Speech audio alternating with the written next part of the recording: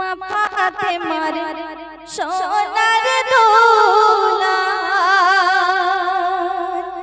হযরত আলীর নয়নমণি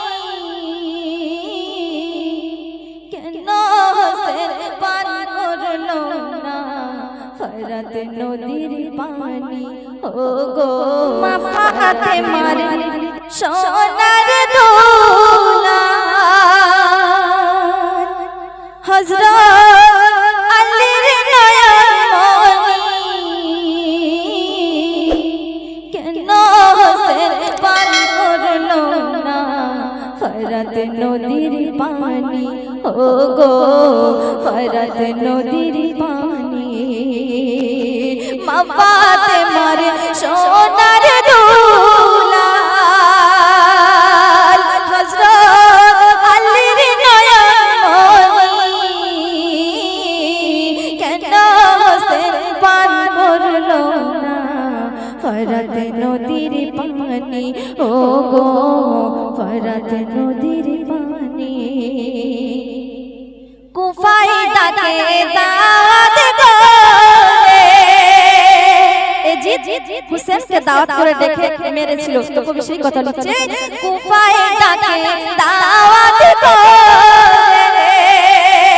ও হোসেন এসো রাজ সভায় ইমাম তোমার মানব মোরা এ যে চিঠি পাঠায় ও গো এ যে চিঠি পাঠায় তখন সঙ্গী সাথী সাথে নিয়ে ইমাম হোসেন রওনা দেয় আর যাওয়ার পথে বন্দী হলেন জাগে ওই কারবালায় হোসেন বন্দী যে কারবালায় মা ফাতেমার সোনার দোলা হযরত আলীর নয়নমণি কেন হোসেন পান করলো না ফরাত নদীর পানি ও গো ফরাত নদীর পানি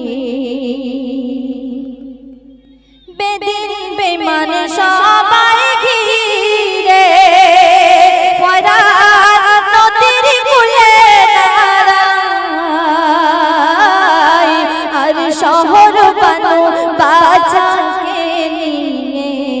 পিপাসার পানি চাই তোমরা দয়া করো আমার পিপাসিত শিশু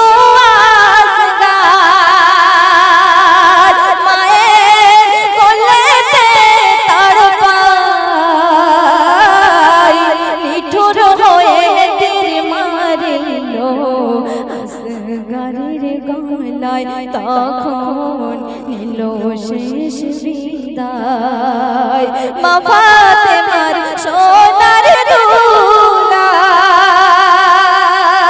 হযরত আলীর নয়নমণি কেন হোসেন পান করলো না ফরাত নদীর পানি ও গো ফরাত নদীর পানি পিপাসায় বুক ফেটে যায় হোসেন হাতে নিলেন পানি ইশারায় নানা ডাকে দিয়ে হাত ছানি ও গো দিয়ে হাত ছানি চোখের সামনে শহীদ হলো